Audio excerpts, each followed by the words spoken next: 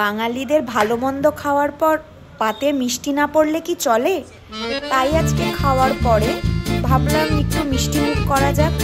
তাই আজকে বেরিয়ে পড়েছি কলকাতার সবথেকে পুরনো মিষ্টির দোকানে মিষ্টি খেতে।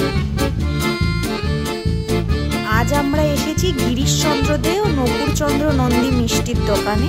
এটি 180 বছর পুরনো মিষ্টির দোকান।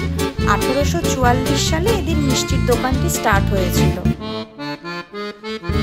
থেকে ঐশ্বরিয়া রায় বচ্চন ও অভিষেক বচ্চনের বিয়ের মিষ্টি গেছিল। আর তোমরা ফটোতে দেখতেই পাচ্ছ SRK, জুই চাওলা, মমতা। KKR এর ম্যাচ জেতার পর এদের এখান থেকেই সন্দেশের কেক গেছিল, সেটা কাটিং করা হয়েছিল। বেসিক্যালি সন্দেশ স্পেশালিস্ট দোকান। ওদের কাছে সমস্ত কিছু যা রয়েছে সব সন্দেশ, মানে বিভিন্ন ভ্যারাইটির সন্দেশ।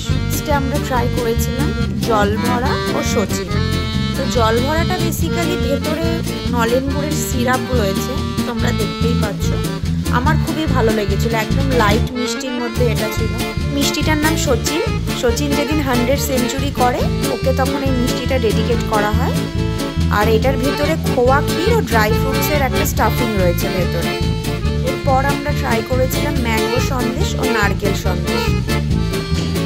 কেমন খেতে? ভালো। নারকেল সন্দেশটার ভেতরে একটা সুন্দর নারকেলের স্টাফিং ছিল, এটা আমার পার্সোনালি খুব ভালো লেগেছিল খেতে। একদম লাস্টে আমরা ট্রাই করেছিলাম স্ট্রবেরি সন্দেশ ও চকলেট সন্দেশ। স্ট্রবেরি সন্দেশটা একদম সিম্পল, জাস্ট স্ট্রবেরির একটা ফ্লেভার ছিল, আমার খুব একটা ভালো লাগেনি। চকলেট সন্দেশটা আবার আমার ভালো লেগেছিল খেতে, ভেতরে অনেক চকো চিপস ছিল। তোমরা যারা মিষ্টি খেতে ভালোবাসো তারা মাস্ট এই শপটা ভিজিট করো। আজকের মতন টাটা। ভিডিওটা ভালো লাগলে লাইক ও সাবস্ক্রাইব করতে ভুলো না কিন্তু।